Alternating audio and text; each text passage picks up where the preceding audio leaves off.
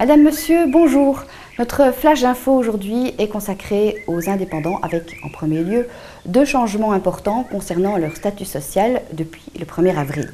Ceci n'est pas une blague, c'est à prendre très au sérieux. Tout d'abord, les indépendants débutants n'ont plus 90 jours pour s'inscrire auprès d'une caisse d'assurance sociale. Ils doivent être inscrits au plus tard, le jour de leur début d'activité. Comment déterminer cette date avec précision ?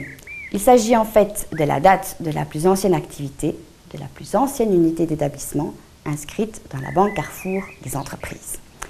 Soyez attentifs, un oubli peut entraîner une amende allant de 500 à 2000 euros.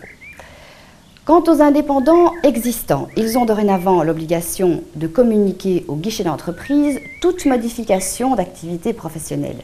Ceci afin de faire enregistrer cette modification dans la banque Carrefour des entreprises. Ici aussi, une amende de 500 à 2000 euros peut être appliquée en cas de manquement. En cas de doute, n'hésitez pas à contacter Formalis, le guichet d'entreprise du groupe S. Vous trouverez des informations et les adresses de tous nos guichets sur www.formalis.be. Une réforme du calcul des cotisations sociales est en vue pour 2011. Actuellement, le calcul des cotisations s'effectue sur les revenus de la 3e année qui précède celle pour laquelle les cotisations sont dues. Certains indépendants ont parfois de grosses cotisations à payer alors que le revenu était en baisse ou de faibles cotisations à payer alors que le revenu était en hausse. Le gouvernement œuvre de façon à ce que les cotisations sociales soient, dès 2011, calculées sur base des revenus de l'année même. Pour ce faire, il est envisagé de demander à la Caisse d'assurance sociale de proposer un montant à payer en fonction des revenus des 3 dernières années. L'indépendant suit ou non les conseils selon sa propre estimation des revenus, avec possibilité d'ajustement jusqu'à 6 mois après la fin de l'année.